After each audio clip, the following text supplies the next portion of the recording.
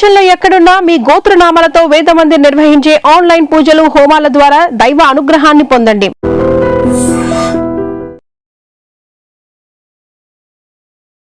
నమస్కారం, welcome to I dream. ధర్మ మార్గం విత్ విజిత కార్యక్రమానికి స్వాగతం.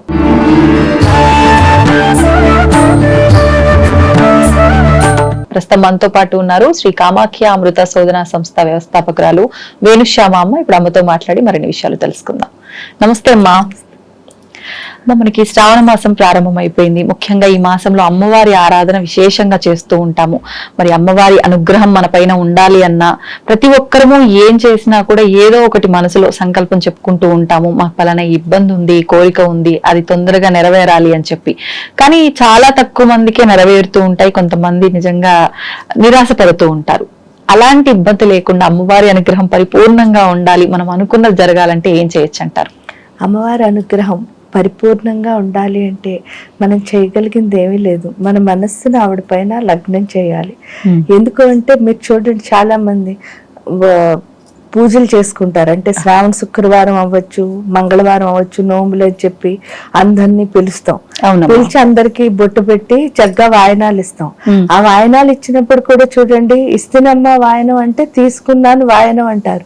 ఎవరికి ఇస్తున్నాను అంటే నేను గౌరీదేవికి ఇస్తున్నానని ఇచ్చే ఆవిడ చెప్తుంది. అవును, నేనే పార్వతీదేవిని తీసుకుంటున్నానని ఆవిడ చెప్తుంది. అంటే ఇద్దరికి ఏం నేర్పిస్తున్నారు అని అన్నప్పుడు ఒకళ్ళ మీద ఒక, అంటే నువ్వు దేవతే నేను దేవతే. అంటే మామూలుగా చూడండి, మీరు ఎక్కడ చూసినా సరే స్త్రీని దేవతగా పూజించండి అని రాసి చెప్తున్నారు. అలాంటిది మన వ్రతాలు నోముల్లో నిజంగా ఎలా పూజించాలో చెప్తున్నారు.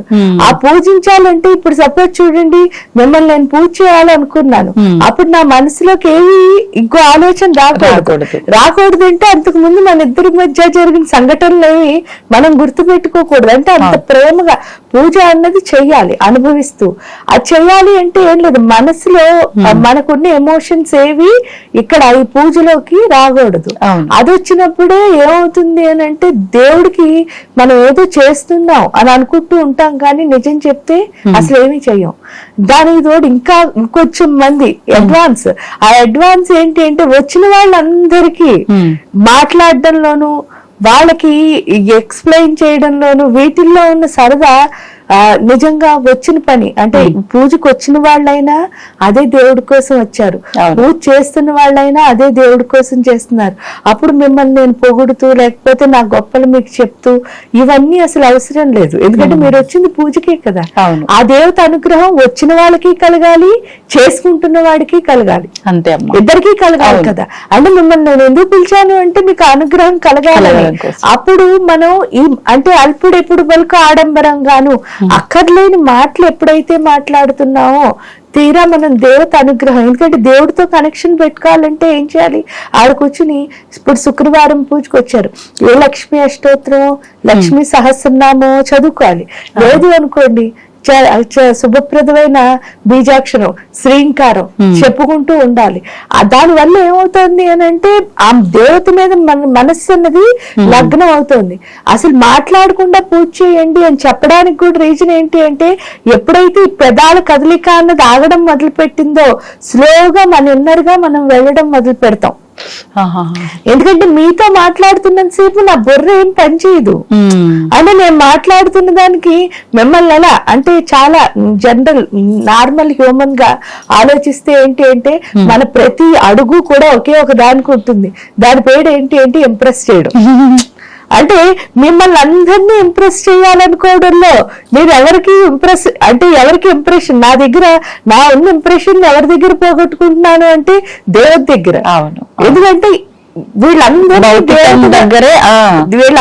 దేవతగా కొలిచినా కూడా మనం చేసే పని ఏమిటి అని అంటే వాళ్ళతో సవ్యమైన మాటలు. అంటే దేవత వస్తే చూడండి ఎంత మర్యాదగా ఉంటాం, అలా ఉంటాం. అది లేదు ఇది అంటే చూడండి, మన ఆడంబరాలు గొప్పలు చెప్పుకోవడంలో టైం వేస్ట్ చేయడం ద్వారా మనలో ఉన్న ఇంకా ఏదైనా ఇంతకు ముందు మంత్రాలు చదవడం వల్ల ఒక శక్తి ఏదో వచ్చింది అనుకోండి, ఆ శక్తిని కాస్త మనం ఏం చేస్తున్నాం, బయటకు పోగొట్టుకుంటున్నాం. అంటే ఇప్పుడు ఏమవుతుంది, ఎక్కువ ఎంత మాట్లాడతామో అంత మన ఎనర్జీ అంటే ఏంటి అంటే అక్కర్లేని మాటలు ఏది మాట్లాడినా సరే మన శక్తి అన్నదాన్ని మనం కోల్పోతున్నాం. అవునమ్మా. ఆ కోల్పోవడం ఎందుకంటే మీరు మాట్లాడింది అక్కడితో ఉండదు, చూసింది అక్కడితో ఉండదు, విన్నది అక్కడితో ఉండదు, అన్ని మైండ్ కి వెళ్తున్నాయి. అక్కడికి వెళ్ళి ఏమవుతున్నాయి, ఆలోచనల రూపంలో అవే మురికి ఆలోచనలన్నీ వస్తూ ఉంటాయి. మంచి ఆలోచనలు ఏం కాదు. మంచి ఆలోచన వచ్చేవాడు ఎప్పుడు వేటిని పనిచేయనివాడు. దాన్ని ఇంద్రియ నిగ్రహం అంటారు. ఆ ఇంద్రియ నిగ్రహం రావాలన్నా కూడా ఫస్ట్ పెదాల కదలిక అన్నది. అంటే ఏంటంటే అక్కర్లేని మాట్లాడు. అందులో అట్లీస్ట్ పూజ దగ్గరికి వచ్చినప్పుడైనా సరే, ఎందుకు అంటే ఆ పూజ ఫలితం మనకి రావాలి అంటే ఖచ్చితంగా మనం ఎవరితోనూ మాట్లాడకుండా మౌనంగా ఉండడం నేర్చుకోవాలి. ఎప్పుడైతే మౌనంగా ఉండి మన మనస్సులో ఏదో ఒక జపాన్ని చేయడం మొదలు పెట్టాం, లేదా పైకైనా ఇప్పుడు లక్ష్మీ అష్టోత్తరం అందరం కలిసి చదువుతున్నాం, మణిద్వీప వర్ణన అందరం కలిసి చదువుతున్నాం. చూడండి, మీరు ఎంతో కష్టంలో ఉండి ఆ ప్రదేశానికి వెళ్ళినా సరే ఆ మధ్యలో కూర్చునేసరికి ఏమవుతుంది అంటే గుండె అన్నది చాలా ప్రశాంతంగా మారిపోతుంది. ఎందుకంటే అందులోంచి వచ్చే ఆ తరంగాలు ఏవైతే ఉన్నాయో, శబ్ద తరంగాలు మన లోపల పరిస్థితిని మార్చే లక్షణం ఉన్నది. ఆ మంత్రం ఎంత చేస్తే, ఎందుకు ప్రతి మంత్రంలోనూ కూడా దేవత యొక్క శక్తి ఉంటుంది. ఆ దేవత శక్తి ఉండడం, ఇప్పుడు సపోజ్ లలితా సహస్రమే తీసుకున్నాం, అందులో ఏమవుతుంది, ఫస్ట్ 60 శ్లోకాల్లో అమ్మవారి యొక్క ఫిజికల్ బాడీని వర్ణించారు. మనం ఏమనుకుంటాం, ఆవిడ అంత అందంగా ఉందని చెప్తున్నారు, కానీ అక్కడ చెప్తున్నది ఏంటి అంటే అక్కడ అలా ఉందంటే ఆ క్వాలిటీ ఎవరి లోపలికి రావాలి, చదువుతున్న వాళ్ళ లోపలికి రావాలి. అంటే అర్థం ఏమిటి అంటే అక్కడ ఉన్న ఏదైతే అంటే అబద్ధాలు చెప్పకూడదని కానీ, లేకపోతే మంచి మాటలే అవన్నీ అక్కడ చెప్తుంటా లలితా శాస్త్రంలో. అంటే ఆవిడ అలా ఉంది కాబట్టి అంత అందంగా ఉంది, మనం కూడా అంతే బాగుంటే అంత అందంగా ఉంటుంది. దానికి ఏం లేదు. ఒక గురువు గారి దగ్గరికి ఒక శిష్యుడు వెళ్ళాట.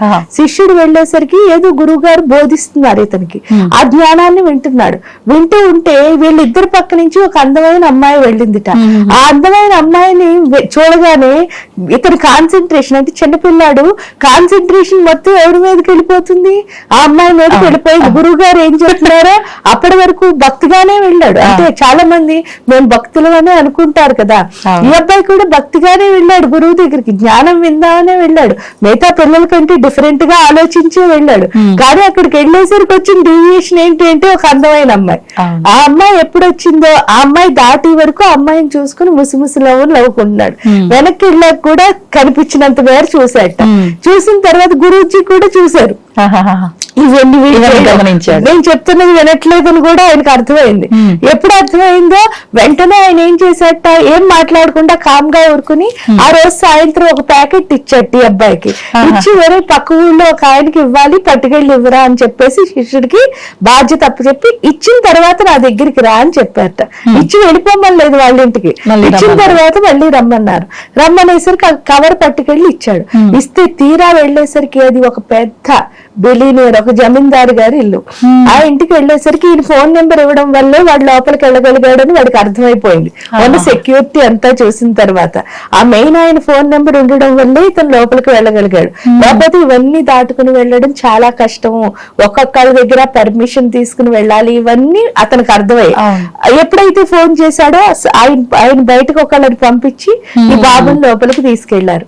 తీసుకెళ్లిన తర్వాత కూడా ఆయన ఏం చేశారట, చక్కగా అన్ని సదుపాయాలు చేసి టీ ఇచ్చి, కాఫీ ఇచ్చి, జ్యూస్ ఇచ్చి, టిఫిన్ పెట్టి ఏమైనా చేసావా అని చెప్పి వచ్చినందుకు గాని బట్టలు పెట్టి గిఫ్ట్ ఇచ్చి అన్ని మంచిగా చేసిన తర్వాత వెళ్ళిపోతూ ఉంటే ప్యాకెట్ ఇచ్చిన తర్వాత థ్యాంక్ యూ నాన్న అని చెప్పి, ఎలా వెళ్తున్నావురా బాబు అని చెప్పారు. చిన్న బాబు కదా, ఎలా వెళ్తున్నావురా బాబు అంటే ఏం లేదండి వచ్చేటప్పుడు ట్రైన్ లో వచ్చాను అని అన్నట్ట.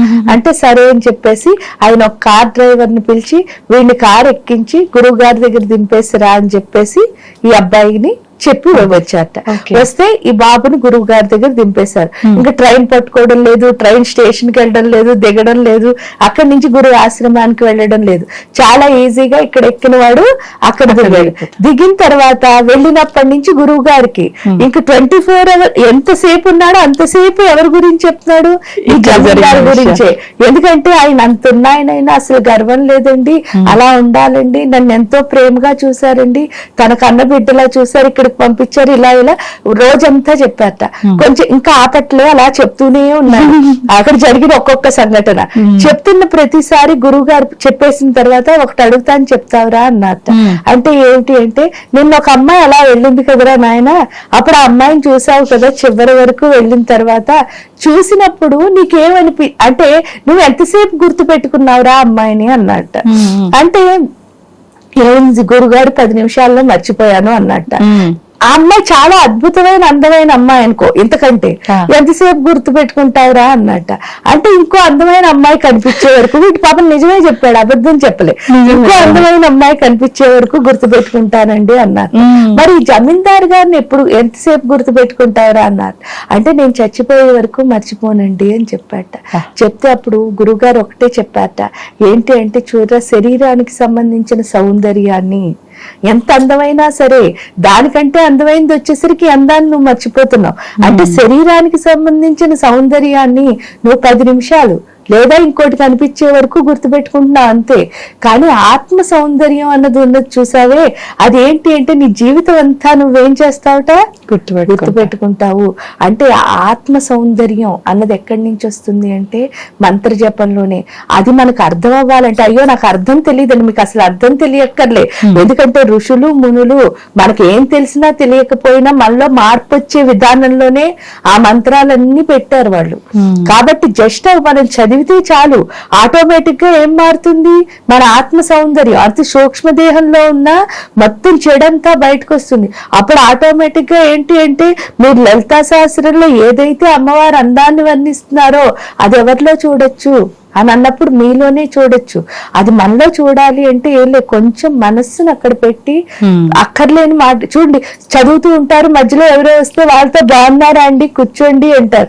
అది కాదు, మీదంతా హాయిగా ఒక ఫ్లోలో వెళుతుంది. దాన్ని మనసుతో పెట్టి చదివిన తర్వాత ఏం పర్వాలే, పూజ అయ్యే వరకు వాళ్ళు ఉంటారు, హ్యాపీగా మాట్లాడండి. వచ్చిన వెంటనే కాలంటే మీరు మాట్లాడక్కర్లే, చేత్తో నమస్కారం పెట్టి కూర్చోండి అని చెప్పి మీ పని మీరు కూడా చెయ్యొచ్చు. అది ఎంత బాగా చేసుకుంటారో అంత బాగా మార్పు వస్తుందమ్మా. అది ఈ పూజకి మనకు కావాల్సింది ఏంటి అంటే మన మనస్సు. అంతే, మనం మనస్సు కనుక ఖచ్చితంగా పెట్టి చేయగలిగితే ఆటోమేటిక్ గా మన గ్రహం ఉంటుంది, 100% ఉంటుంది. ధన్యవాదాలమ్మా. And for more videos, Please subscribe to iDream. Please subscribe to iDream. Please subscribe iDream. And please subscribe to iDream. For more videos, subscribe to iDream. please like, share and subscribe to the channel. Congratulations, iDream. Subscribe to iDream. Subscribe to iDream. So subscribe to iDream Media. iDream ki iDream team andarki huge congratulations. Please subscribe iDream Media. Please subscribe to iDream. Subscribe iDream. Please subscribe to iDream. iDream అంటే నా కళల channel subscribe చేసుకున్న note తిరుగుతలేదు, మీరైతే గంట గుర్తు కొట్టండి. For more such videos, please subscribe to iDream. Subscribe to iDream. Please subscribe to iDream. Please subscribe iDream Media. Please do subscribe to iDream. Please subscribe to iDream Media. For best entertainment and information, please subscribe iDream. And don't forget to subscribe to iDream.